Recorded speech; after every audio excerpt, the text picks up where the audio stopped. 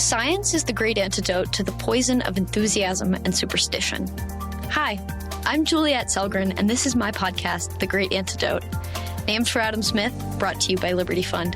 To learn more, visit www.adamsmithworks.org. Welcome back.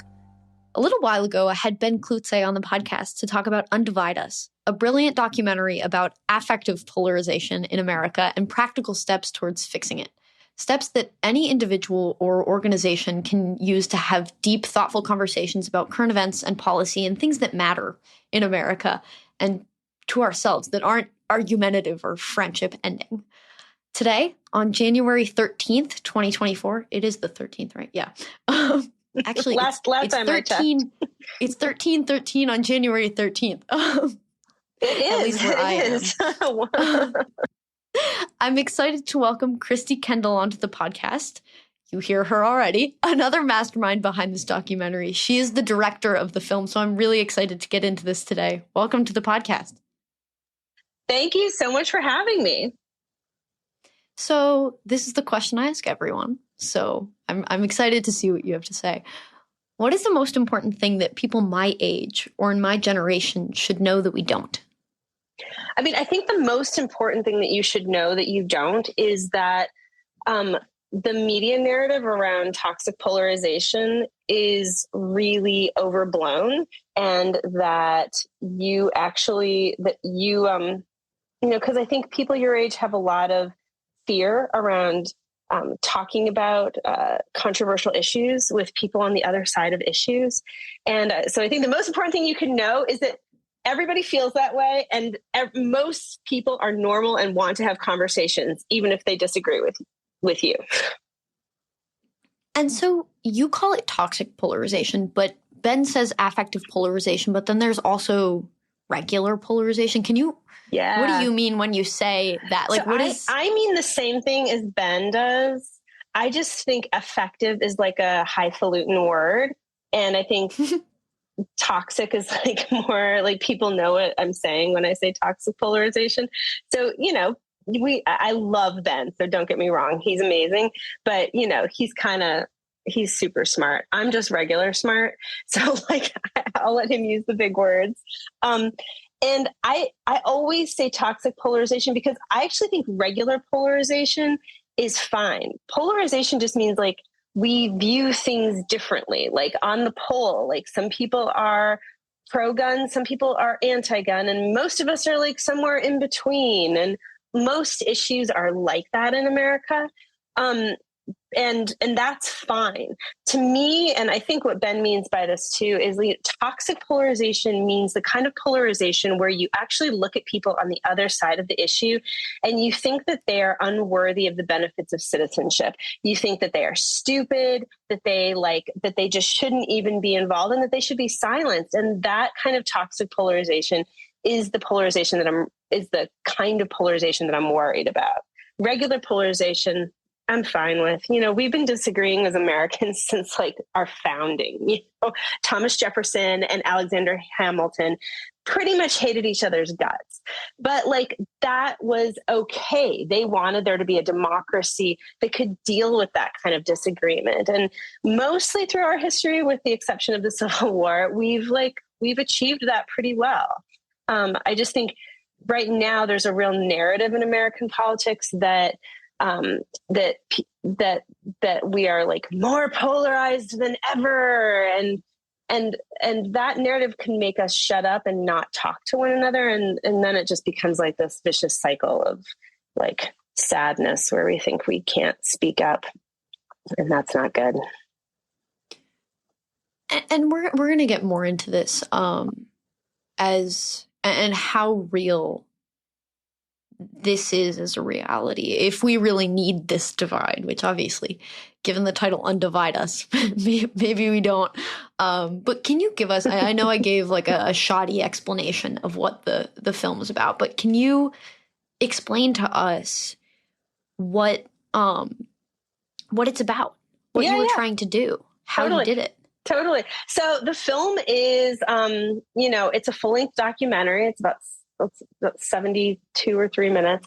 It basically takes you on a journey. Ben is one of the guys. This other guy named Tony Woodleaf, who wrote a book called I, Citizen, is kind of your other like intrepid explorer of this polarized landscape. And they go on a journey where we do focus groups in 3 American cities on the craziest, like hardest topics we could think of, immigration, guns, abortion, whether we have fair elections in this country, the environment, and policing. We talk about all these things with regular Americans who who feel strongly about the issue on one side or the other. And what we actually find is that people can and do have these conversations. We had no fistfights anywhere in all the tapings of all these focus groups. And one of the crazy things that we found is that like afterwards, people just wanted to keep talking. They had almost had like a cathartic experience. We were surprised by that. We weren't expecting to find that. And it was so hopeful and inspiring. I don't know. I was really excited that's where we landed and that's what we got to share with, in the movie. But going in, we didn't know that's what we were going to find. We had a theory, but we weren't sure.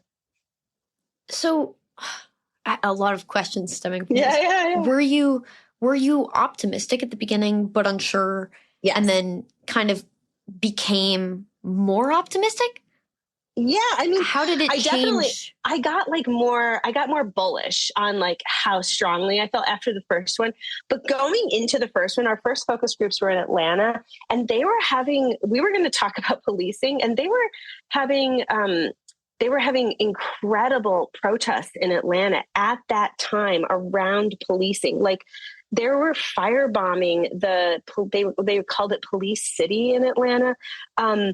The focus group company actually we called an emergency meeting about 48 hours before shooting the first focus group because they were nervous, and rightly so. I mean, we're not immune to these media narratives either, right? And if what we're seeing, and they're sending articles around, did you see this? Did you see this?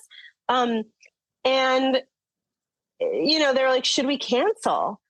And I of course, like I have an obligation to the folks who are working on the film, right? Like I take their concerns seriously, and so I looked into it and talked to people on the ground about what they were actually seeing, what was really happening. And I made the call that we're going to just move forward. We're going to go forward as planned. And it all was 100% fine. But the anxiety going into it, I mean, we experienced that firsthand. That was real. And I think it's kind of a metaphor for the film, actually. Yeah, and I think, honestly, the results, I don't want to say proved you wrong, but proved you wrong in the good and the best way, maybe. Yeah, totally. If we had canceled it, I mean, it would have been the wrong call in terms of like the practicality of what was actually happening on the ground. We literally would have fallen prey to the same thing that we're trying to warn people about in the film, right? Which is that, when you look around at the real people around you, the communities on the ground, your neighbors, your friends with you, they're still human beings. They have a reason for thinking why they think what they think. And they're not bad people if they disagree with you. They just might have a different, way of going about something, or, all the things that we know when we think about our actual relationships with actual human beings. If the results of the focus groups and kind of this experiment is the way Ben refers to it, and I think that's kind of a lovely way to talk about it. If it had gone differently, would you still have published the movie, and maybe how would it have changed the resulting production? Well, I mean, you have to think like, okay, so let's say let's say one of the focus groups had exploded, right? Because like there were a few people in there that really were not capable of recognizing the humanity of people on the other side of an issue, right? Like, let's say that had happened. I mean, I think what I would have done is I would have wanted to investigate that more thoroughly. Like, you know, if there was a person who kind of really made that happen, why did they feel like that way? You know, because I think I don't believe most human beings have things happen in isolation. You know, for someone to be that angry, to really to dehumanize someone on the other side of an issue, I think there's probably usually a story. There's some kind of pain behind that, some kind of something to uncover. I know I sound like I'm so Pollyanna-ishy, but like I'm legitimately curious about human beings and like what goes on underneath and behind them, that I would have probably just wanted to investigate more. It would have been it would have definitely made it into the documentary, and probably just been an interesting turn, you know? Because I just think I come at this from this perspective that like we can learn from our fellow human beings, you know, from our pain, from our life experiences, from our journeys that have brought us to where we are, and our hopes for where we want to go. I'm just legitimately curious about the human experience. And now I want to take this in so many different directions, but I have an order that I think will be chronologically okay, but I'm going to pursue all of them at once. You sound like such a journalist, which is maybe me planting this word here on purpose. That is a fair critique. that is no, but not in a bad way, right? Yeah. And so I'm going to now ask you in the way that I asked Ben, and you see in the movie the way that Ben kind of came to these questions and came to seeing that this was important. But how did you get drawn to this issue? How did it become such an important issue in your life that it's the response to your first question, or to my first question to you, and that you make a movie about it? And I kind of, I don't know if you want to separate it or if you want to put it all together, but what is the career path that led you here? And also, I guess, the political, philosophical journey. I think they're all kind of related, but yeah, a little autobiography moment.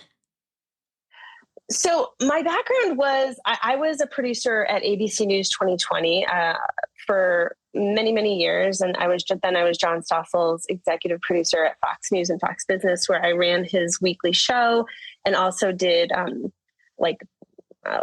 dozens of documentary hours that would run on both channels, both for Stossel and other folks. And then I did some movie stuff in like the narrative space. But I always had this real love of like true human stories, and if we could connect a story to some intellectual facts that actually let's say there's a trend, any trend that we want to like talk about or think about is going to be more moving to an audience if you can connect a human story, so that emotionally you can actually see and feel what it is that trend. And I feel that like that's kind of the responsibility of journalists, is to actually try to make sure that what we're reflecting in terms of how we're trying to move people emotionally and connect people to human stories are actually, I think, part of our responsibility is to make sure it's reflective of actual trends that exist. And so, I mean, that was how I approached. So I'm in that world. I'm doing this kind of thing, but So I was doing that. I have my own like little company where I do video projects, and I do a lot of like communications trainings, and I do things like that. And I was observing kind of this political polarization, you know, this like, I wouldn't even call it like, I wasn't even thinking about it as toxic polarization. I was just viewing it as like this screaming that was happening all over my Facebook page with my own family, like where people weren't talking to one another, where people were like, if you voted for this person, please unfriend me, you know, and on my Facebook page. And I was like, what is going on? And then I I ran into Tracy Sharp, who is the president of the State Policy Network. And she told me about the book that Tony Woodley, because I think you're going to be shocked at some of the data that Tony presents. And so I was like, okay, I'm going to read a book. And so I read Tony's book. And the most incredible thing kind of I took away from it is he has all this great data and studies, but he points out that there is this perception amongst Americans that we are toxically polarized. And it's interesting. We put this in the focus group as well. You know, I think it's around like over 50% of Americans think that regular Americans believe that like over 50% of people are toxically polarized, which is totally not true. It's much closer to 20%. But because we have this perception that the majority of people are toxically polarized, is defined as like not able to talk to people with whom they disagree, then if you believe that about your fellow citizens, you aren't going to engage in local citizenship in the way that we want people to, you know, in order to have like a robust democratic, you know, in order to have robust democratic institutions. So reading this book, but I was kind of like, I was struck by this fact, and I was like, well, wait. So basically, we're all suffering from this like collective delusion, basically around how toxically polarized we are. Why don't we tell and show people the truth? And I love Tony's book, but I don't think people are going to read a book and have their minds changed. I don't even think they're going to see a movie, but I do think movies are more viral and can spur more conversations. Honestly, I don't think any one thing is going to fix it all, but like, I just think we need to do whatever we can to get this out there that like, no, we're not as all angry and willing to jump down our throats, the throats of our fellow citizen as the media might have you think. And so that was what brought me to this movie. That was a really long answer, Julie? No, that was wonderful. That was the journey you wanted. That was wonderful. And while you were doing that, my cat came and took a nice little seat on my lap and is also listening to you. Wait, the little cat or the big cat? The little cat. Oh my God. So cute. Yeah. You know, they were hunting for something under your refrigerator last time I was there. Yeah, whatever it is still there. We're not quite sure what it is they think is under there. Either it's not gone or it has a family or something, but it hasn't left. So we'll see. I hope whatever it is very clean and tidy. Yeah, I mean, it seems to be, at least. It doesn't smell. So. It doesn't smell and it doesn't leave little poop pellets. I think you're okay. Yeah, so like it hasn't died and it isn't hoarding or like discarding things, which is awesome. Good. I think then it's allowed to stay under the fridge, especially if it entertains the cats, which entertain us. You guys have like the non-aggression principle going on. I like it. Yeah. While you were telling your story and kind of giving us this overview of how you got here, you mentioned a lot of different titles and kind of aspects of filmmaking. And to get into more what your role was in the production, I kind of want to draw some clear lines or like definitions between the different roles, and to kind of, if you could tell us what you did in this capacity. Totally. So, I mean, a director is really the person who is responsible for the whole vision of the film, you know, kind of from soup to nuts. Like, what are the issues that are going to be addressed? Who are we going to talk to? What's the look going to be? although, I mean, I rely really heavily on Casey Kirby, who is the director of photography. So he's like the lead camera person on everything. And then Casey also he's just an incredible human. He also edited the film. And I really like that division of labor, because a lot of times in my experience, you could have someone in the field who would film something, and then it would be like you get back to the edit room and the editor is like, well, why'd you do it like this? So it kind of makes it so, the same person is responsible. And Casey I'm just really fortunate to have him, because he is so talented on both of those things. In terms of the production, a producer is responsible for really everything from, helping with the bookings, helping with the locations, helping make sure all the contracts are in order, to the fundraising side of things, which is, a tough slog of things, to all the 100 million different details that need to get, the I's that need to get dotted and the T's that need to get crossed in order to have a documentary actually make it. And so I was a producer on this film too, because that's kind of my background at being like super detail oriented.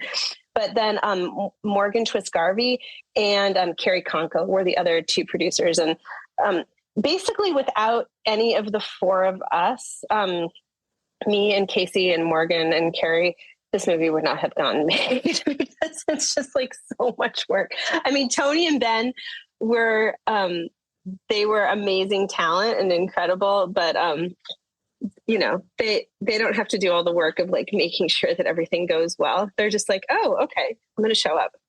And I'll put my magic in it. That's kind of, that's how I divide the labor for a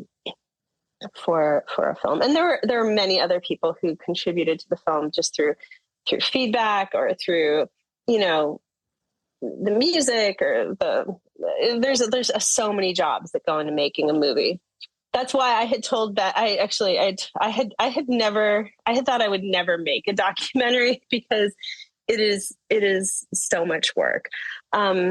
But this documentary and the team around me were so wonderful. I think I might even do another one. It's great. It was great. Do you have any ideas for what you would do next? Or you just... Oh no. I do. I have some, but I'm going to keep those close for now. Yeah. Because you never know.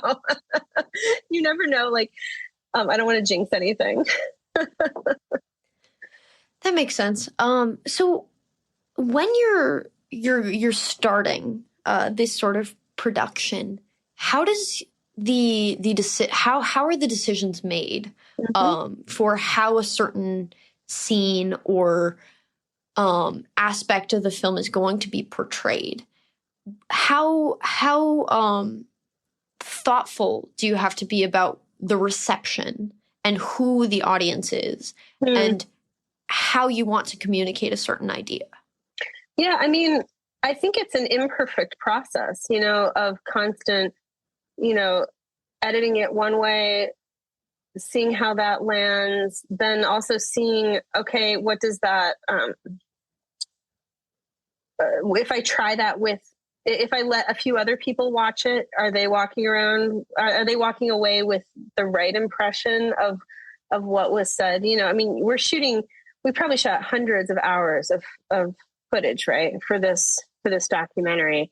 And what you see is 72 to 73 minutes. And it's actually really, really important to me from a journalistic standpoint that what is reflected on the screen is an accurate portrayal of what actually happened if you watched more. Now, watching focus groups is not something that I would recommend to most people.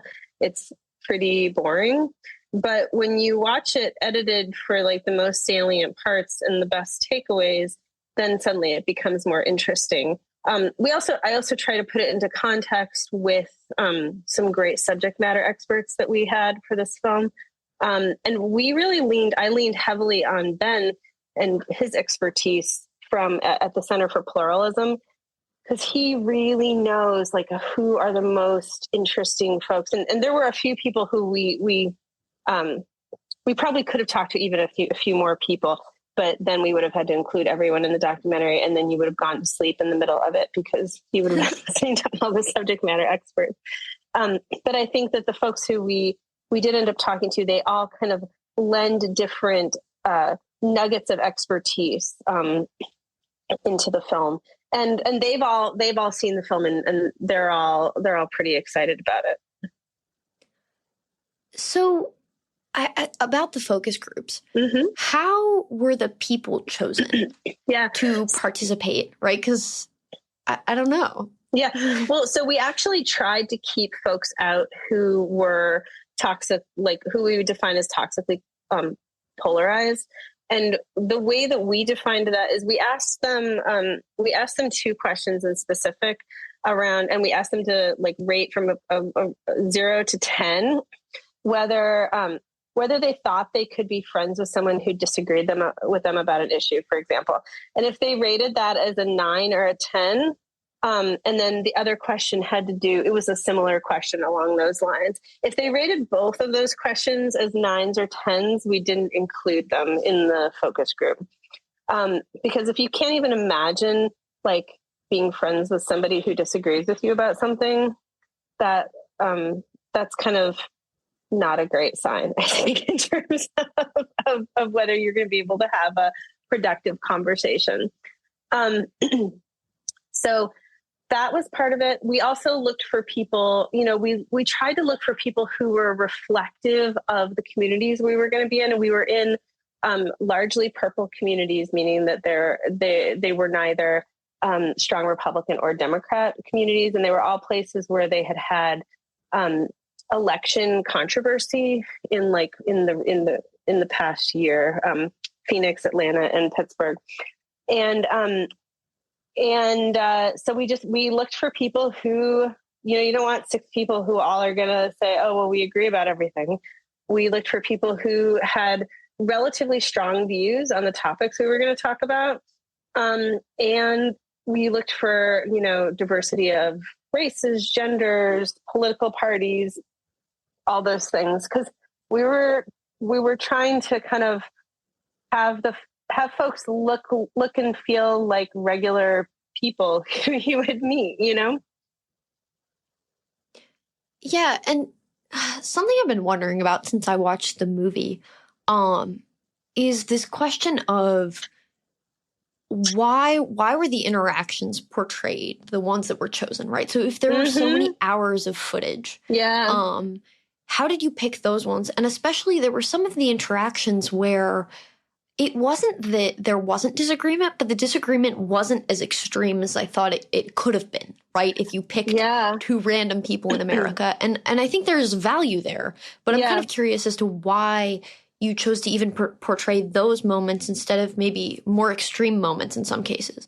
Yeah, there really weren't a lot of really extreme moments. So partially because of the way that we were, these were facilitated conversations, right? And you're at a table, there's cameras everywhere, it's not set up so that people are going to, so the people coming in were super nervous. I'll just say that. Like they all thought that there was going to be like, one lady said, she thought Jerry Springer was going to like jump out of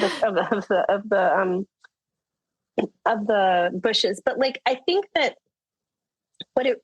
I think that there's a lot of lessons here that we can take about what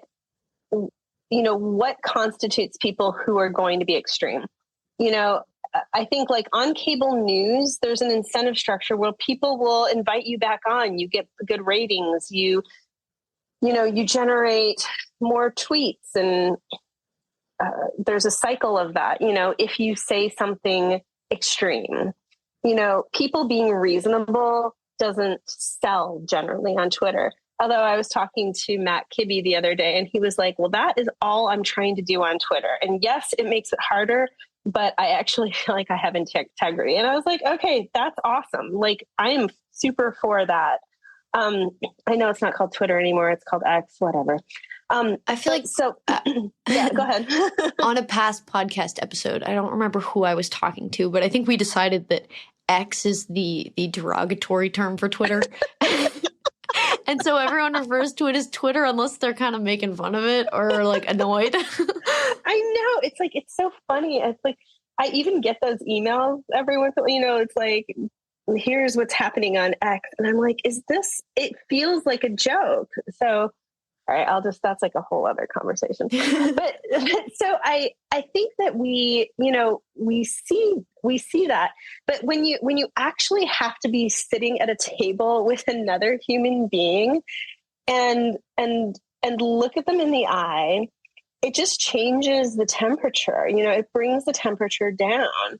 And then, the facilitators ask people to use this technique called triadic illumination, which is, basically, Caleb Brown actually calls it the Turing test, basically where you try to put yourself in the other person's shoes, and can you actually articulate like what their position would be, or why a reasonable person would have that position, the position that's opposite of the one that you agree with.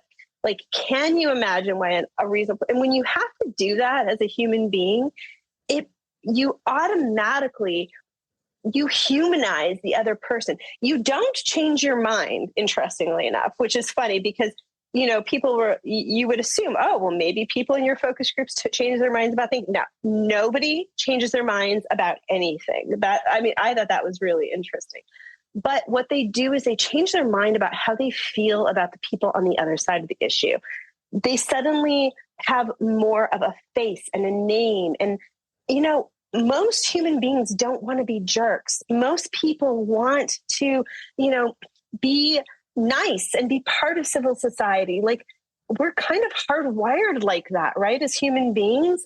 And so I just think we have to give more light to our better angels and do that. And that's what I learned through these focus groups.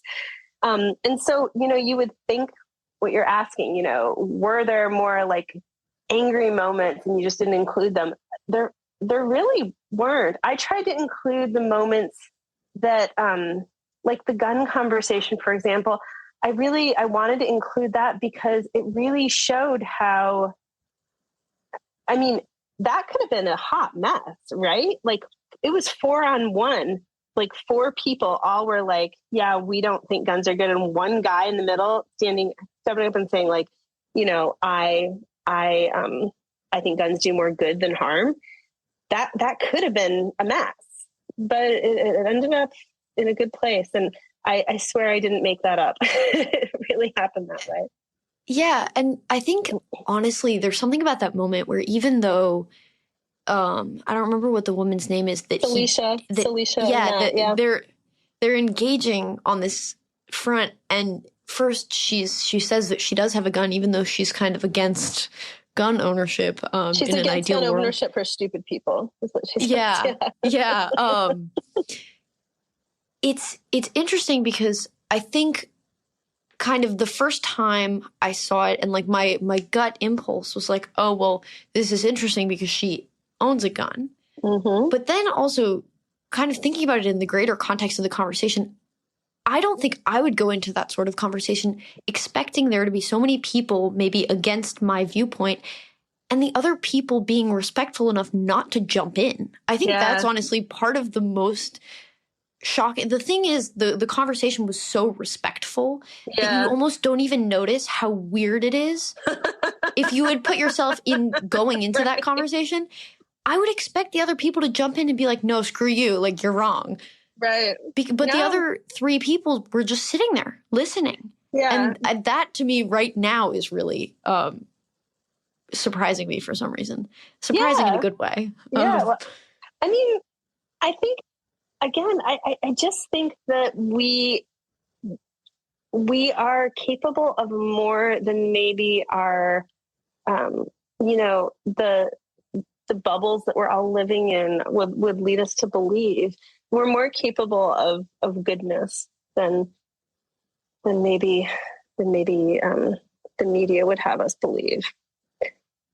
Yeah. And so I guess you said earlier that there was part of your reluctance to do a full-length documentary was that it involved so much work, and that is not just the actual creation of the documentary, but everything that happens to get it out there and Mm-hmm. to promote it. So what else have you been doing, and what else does that involve other than creating the documentary itself? Yeah. So we have a whole impact campaign. We're hosting screenings all over the country. Go to Juliet, I fully expect you to be hosting a screening at UVA. Go to I already am on that.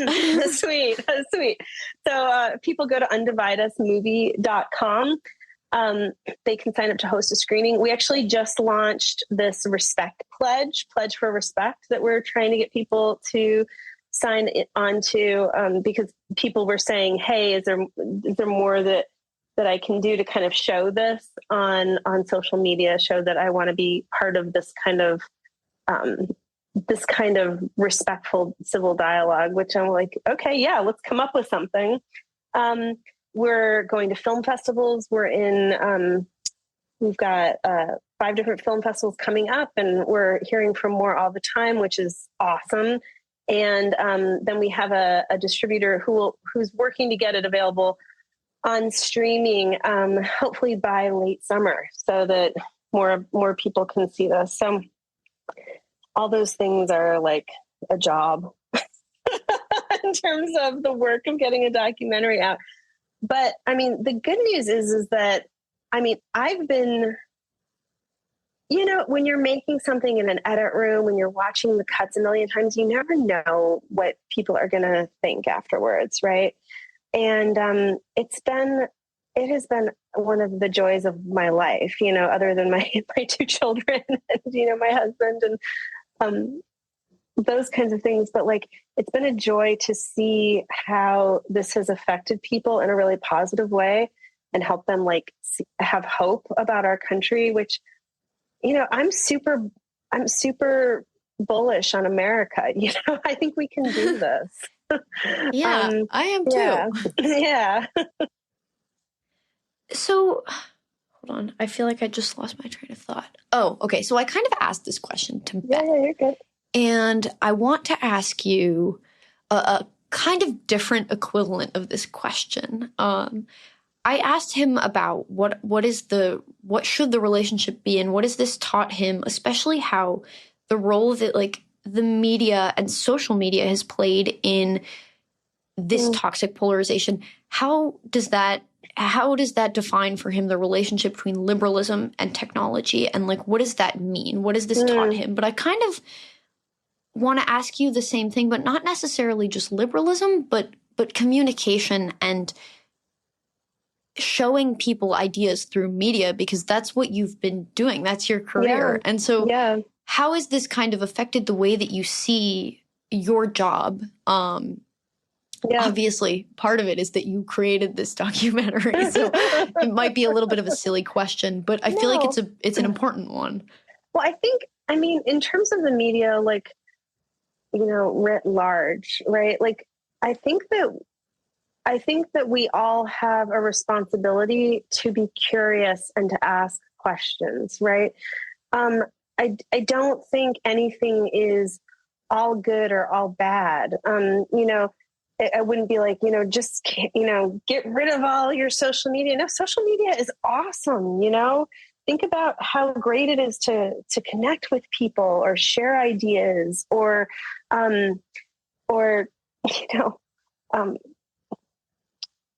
share the things you care about. That's lovely. And it's not even that you shouldn't share about politics. I think politics are great, but I think we want to keep, and this is the line I'm going to steal straight from Ben. I mean, we want to be responsible. We need to keep politics in our place, politics in its place. You want to make sure that you aren't just sitting in front of a computer screen or on your phone all the time, because that's a way that you can kind of lose track of the things that really matter in life. It's interesting. The other thing I do wish people would think about vis-a-vis journalism is to be thoughtful consumers of journalism. I was kind of brought up in this journalistic way where it's you really, I was challenged constantly at 2020 to make sure that the stories that I was reflecting were actually, you know, were reflecting broader trends or were accurate reflections, or if they weren't, that we qualified them in that way, you know, as an outlier. And I feel like that kind of journalistic responsibility has been a little bit muddied. And so I think just thinking about who does the writing, and what they're saying and how do they respect their audience is something that I hope consumers of media are thinking about. Yeah, that's great. I wish we could talk about this for forever, right? Because you can have me back on, Juliet. Yeah, no, I would love to. But I have one question for you right now left. Yeah. What is one thing that you believed at one time in your life that you later changed your position on, and why? Other than the fact that you might never produce a documentary. What is one thing that I believed in my life that I changed my position on? Well, I mean, when I was younger, I would say I more believed that compromise was a cop-out. And now I actually believe that compromise is like part of this human process that we go through, where we actually get the best from each other and generally end up with something better at the end of the day. And that's something I learned from thinkers on both sides of the aisle, actually. You know, as a libertarian, you kind of can think like, oh, if only everyone would listen to me, then the world would be perfect. Actually, I don't think that's really the way forward anymore. Not that I don't think that, like, you know, having principles and having ideas don't matter. I do. I just think that the marketplace of ideas exists because, you know, markets actually involve inherently people, you know, a give and take. And that's kind of the beauty of the whole thing. So that's definitely something that I have changed my position on over the years. Yeah, it is beautiful. I guess I lied. I kind of have another question. But it's related, so it's okay. Cool. You're is good. that so you said it's still important for us to have our principles, Mm-hmm. but is that because, in a way, the world and the society we live in is kind of this aggregation of all of us, right? So yeah. Is it kind of that it's not a community built thing or a representative thing if we each have our way? Well, I mean, I guess it's not possible for all of us to have our way. Or to me, there's a level of maybe I'm not entirely right. Like, I think I'm right, but there's a level of humility there. So I don't know, where does it come from for you? I mean, to me, the principles that I'm talking about are principles like of liberalism, really, you know, principles around like me having the right to experience free speech means I have to have a high degree of tolerance. You know, that's like a for what other people are going to say. That's like a liberal value in my view. Me believing that other people really can do whatever they want so long as they don't hurt people and don't take their stuff. You know, that's a liberal principle that I adhere to. Although sometimes I could probably be convinced that there are situations where we need to think about compromise there too. I don't know. That's what I mean by principles. Wait, what's the other part? So do I think we all like exist in this big cacophony of this milieu of humanity? Yeah. And I think that's kind of our journey, right? Is then like, how do we all embrace that with, and I think humility, that word in your question is exactly the right thinking. You know, how do we have the curiosity to know that we don't know everything, and the bravery to truly listen to people, and consider, and we can still end up where we want to end up, but to really consider other people's viewpoints. I think the power in that cannot be overstated. And I think if we as individuals and are willing to really engage with the fellow people in our community on that level, I mean, I actually think the goodness we could create in the world can't be underestimated.